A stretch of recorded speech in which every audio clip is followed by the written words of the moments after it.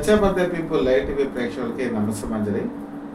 ప్రముఖ హీరోయిన్ అనుష్క శెట్టి నటించినటువంటి Ghaati cinema September 5వ తేదీన రిలీజ్ అవుతుంది. అలాగే అదే రోజున మిరాయి అని చెప్పేసి ఇంకో సినిమా కూడా రిలీజ్ అవుతుంది. ఈ రెండు పేర్లు కూడా తెలుగు ప్రేక్షకులకి కొత్తదనంగా ఉన్నాయి. ఘాటి అంటే ఆ శబ్దం ఏంటి అని మనం చూస్తే రెండు కొండల మధ్య ఉంటే దారి అని ఒక అర్థం వస్తుంది. అలాగే లోయ అని చెప్పి కూడా అర్థం వస్తుంది. మిరాయి అనేటువంటి పదం తెలుగు పదం కాదు, హిందీ కాదు, సాంస్క్రిట్ కూడా కాదు. ఇది జపాన్ లాంగ్వేజ్ నుంచి తీసుకున్నటువంటి ఒక పదం.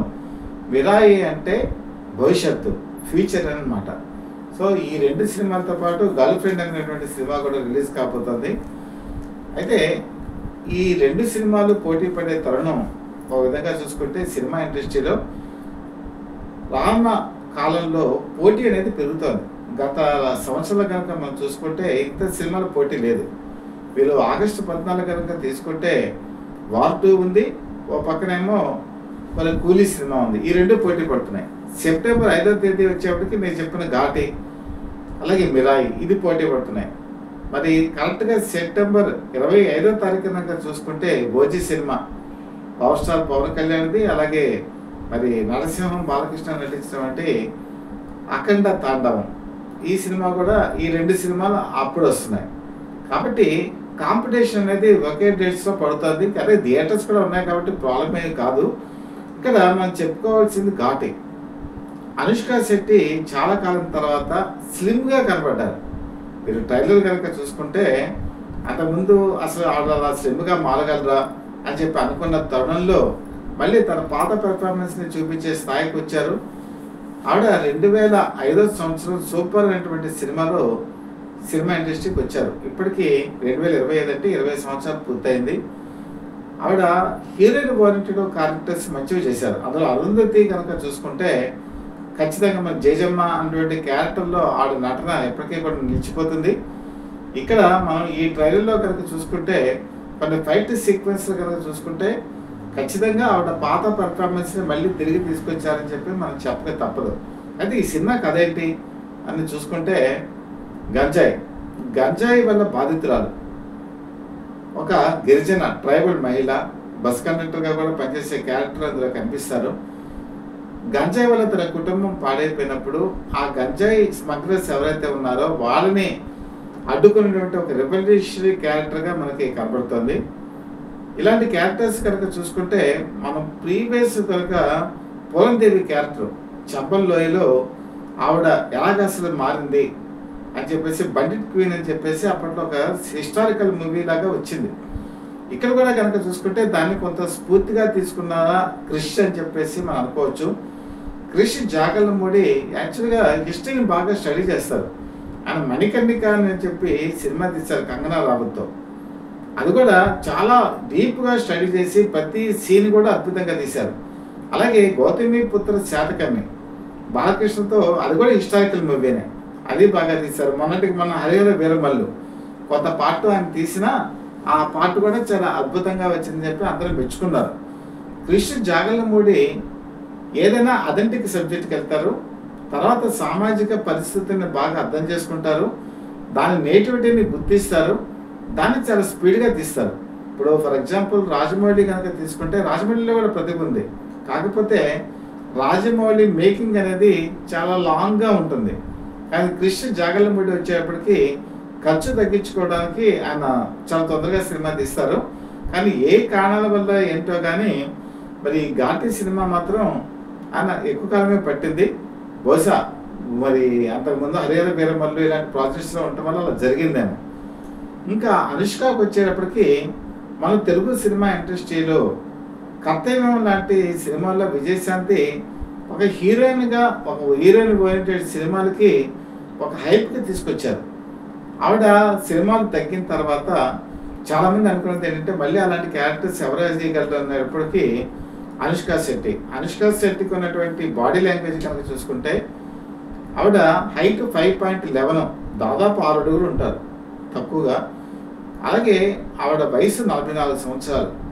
44 సంవత్సరాల వయసులో కూడా ఆవిడ ఫైట్స్ చేసే తీరు ముఖ్యంగా ఘాటి సినిమాలో ట్రైలర్ చూస్తే చాలా అద్భుతంగా ఉన్నాయి.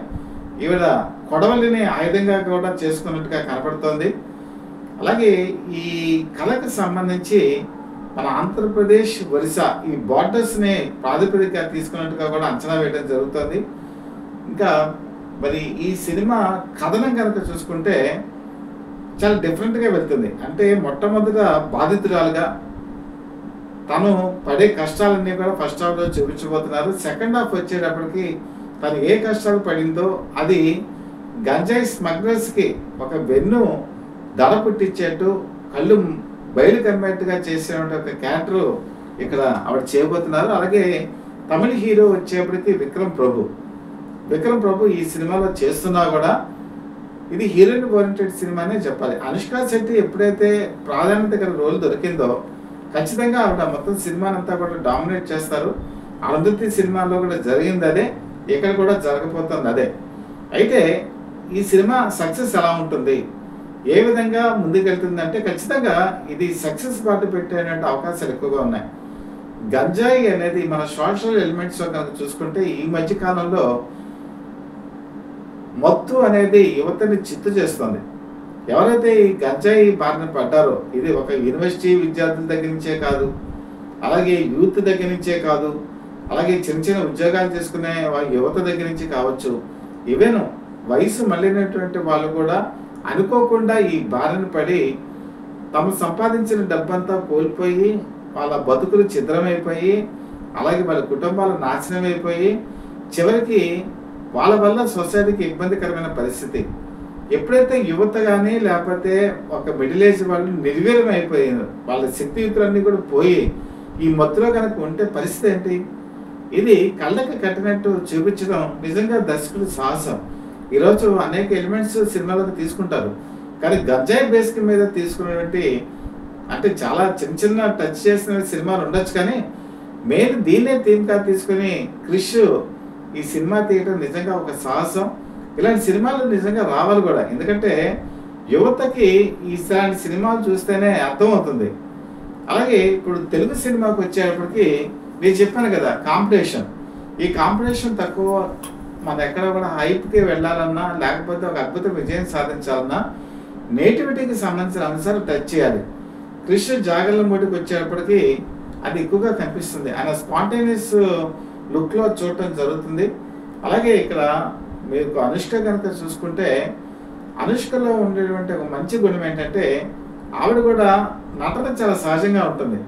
అంటే ఏదో ఆర్టిఫిషియల్గా చేసినట్టు కాకుండా ఆ పాత్రలో లీనమవుతారు. అలాగే ఇక్కడ మెయిన్ సెకండ్ హాఫ్కి వచ్చేటప్పటికి ఈ సినిమా హైప్కి వెళ్తోంది, ఎందుకంటే ట్రైలర్లో మనకి అది స్పష్టంగా కనిపిస్తుంది. అలాగే ఈ విలనిజం ఎవరైతే చూపిస్తారో వాళ్ళని ఒక లేడీ ఎదుర్కోవడం అనేది మనకి ఝాన్సీ లక్ష్మీబాయి ఆ రోజు బ్రిటిష్ వాళ్ళ మీద చూపించిన పరాక్రమం ఎలా ఉంటుందో ఆ విధంగా ఇంత చూపించడం జరిగింది. ముఖ్యంగా ఆవిడ ఫేషియల్ ఎక్స్ప్రెషన్స్ వచ్చేప్పటికి అటు సాఫ్ట్గానే కనిపిస్తారు, అటు రఫ్గానే కనిపిస్తారు. అలాగే ఆవిడ బేసికల్గా యోగా టీచర్ అవడం వల్ల ఆవిడకున్న బాడీ స్ట్రక్చర్ కానీ లేకపోతే ఫైట్స్లో కాళ్ళు చేతులు పూర్తిగా తిప్పే స్థాయి కానీ మిగతా హీరోయిన్స్ కన్నా చాలా ఫ్లెక్సిబిలిటీ ఉంటుంది. ఈ ఫ్లెక్సిబిలిటీ ఎవరికైతే ఉంటుందో వాళ్ళు రాణిస్తారు. ముఖ్యంగా యాక్షన్ సన్నివేశాల్లో చాలా బాగా నటించారని చెప్తున్నారు. కాబట్టి ఈ ఘాటి అనేది సినిమా ఈరోజు యువతకి ఒక మంచి ఆదర్శప్రాయం అని చెప్పి అందరూ కూడా సినీ పరిశ్రమల్లో పెద్దలు చెప్పుకుంటున్నారు. ఒక విధంగా చెప్పాలంటే ఈ మధ్యకాలంలో తెలుగు సినిమా ఇండస్ట్రీకి ఏంటో ఒక విధంగా గ్రహణం పట్టిందా అని చెప్పి కూడా మనం అనుకోవచ్చు. ఇప్పుడు సక్సెస్ రేట్ వచ్చేప్పటికి ఒక 5 to 10% కూడా ఉండట్లా, చాలా దారుణంగా ఉంటుంది. 250 సినిమాలు రిలీజ్ అయితే కనీసం 15 సినిమాలు మాత్రమే సక్సెస్ అవుతున్నాయి, మిగతా అన్నీ కూడా ఫెయిల్యూర్ బాటను వెళ్తున్నాయి. దీనివల్ల ఈరోజు అసలు సినిమా తీయాలంటేనే ప్రొడ్యూసర్స్ భయపడే స్థాయికి వచ్చేసారు. అందుకల్లే ఇప్పుడు క్రిష్ జాగర్లమూడి కూడా ఏం చేస్తున్నారంటే నేల విడిచే సాము చేయకూడదు అని చెప్పేసి కథ మన బంధాల మధ్య ఉండాలి, మన సొసైటీ మధ్యలోనే ఉండాలి. మన సొసైటీలో ఉండే ప్రతి నెగిటివిటీని లేకపోతే పాజిటివిటీని ఒడిసి పెట్టుకోవాలి. అలా ఒడిసి పెట్టుకొని తీసేటువంటి సినిమానే ఈ ఘాటి. ముఖ్యంగా గిరిజన ప్రాంతాల్లో వాళ్ళు గిరిజనులు పడేటువంటి కష్టాలు, ముఖ్యంగా ఈ గంజాయికి వచ్చేప్పటికి ఏంటంటే గంజాయిని అసలు యాక్చువల్గా సాగు చేయించేది ట్రైబల్ ఏరియాస్లోనే, వాళ్ళకి తెలియదు. ఎందుకంటే వాళ్ళు డైలీ వేజెస్ వస్తుంది కదా అని చెప్పి చేస్తారు.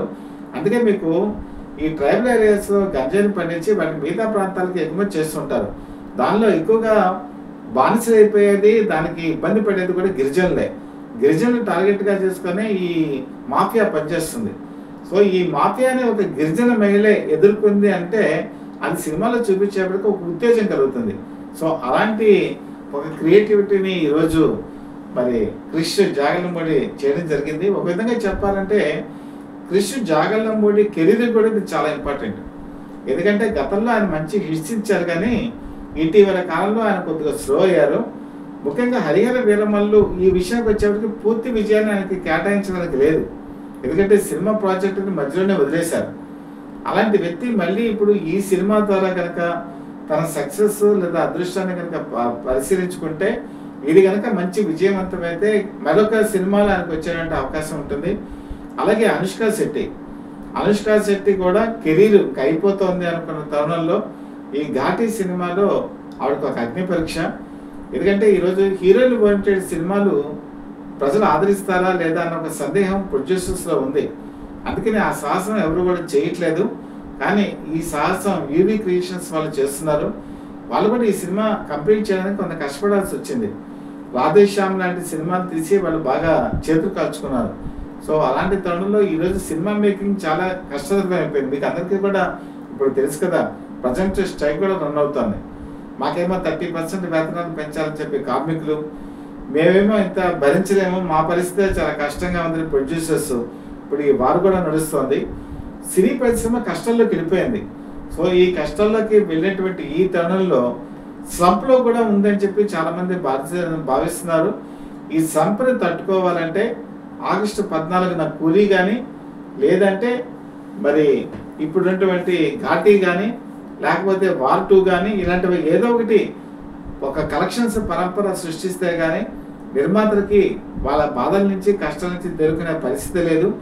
అలాంటి క్లిష్టమైన పరిస్థితుల్లో ఒక హీరోయిన్ వంటిగా వస్తున్నట్టు అనుష్క శెట్టి ఆ సినిమాని గట్టెక్కిస్తుందా లేదా అని అనుమానాలున్నా గట్టెక్కాలనే అందరూ కూడా కోరుకుంటున్నారు. ఎందుకంటే 24 క్రాఫ్ట్స్ బతకాలంటే సినిమా విజయవంతం కావాలి. క్రిష్ జాగర్లమూడి ఆ దిశగానే వెళ్తారని చెప్పి అందరూ భావిస్తున్నారు. Satya for the people live TV మీకు చాలా లేటెస్ట్ ఇన్ఫర్మేషన్ని మీకు అందివ్వడం జరుగుతుంది. అలాగే ఇప్పుడు కొత్తగా యూట్యూబ్లో ఏంటంటే కామెంట్స్ చేసినప్పుడు హైప్ అని చెప్పి వస్తుంది. హైప్లో పాయింట్స్ కూడా ఉంటాయి. మీరు పాయింట్స్ కనుక ఇచ్చినట్టయితే మీకు నచ్చితే అదేంటంటే ఎక్కువ మందికి రీచ్ అయ్యేటువంటి అవకాశం ఉంటుంది. అలాగే చాలామంది వీడియోస్ చూస్తున్నారు, కంటెంట్ నచ్చిందని నేను భావిస్తున్నాను, కానీ లైక్ చేయకుండా వెళ్ళిపోతున్నారు. మీరు లైక్ చేసినట్టయితే అది కూడా చాలామందికి రీచ్ అవుతుంది. అలాగే బెల్ ఐకాన్ ప్రెస్ చేసి సబ్స్క్రైబ్ చేసుకున్నట్టయితే మా సబ్స్క్రైబర్స్కి ఎప్పటికప్పుడు అలర్ట్స్ రూపంలో ఈ వీడియోస్ అందుతాయి. మామూలుగా కూడా మాకు ఒక ఎంకరేజ్మెంట్ ఉంటుంది. సో తప్పనిసరిగా మా ఛానల్ని ఇప్పటివరకు మీరు ఆశీర్వదిస్తూ వచ్చారు, అభిమానిస్తూ వచ్చారు.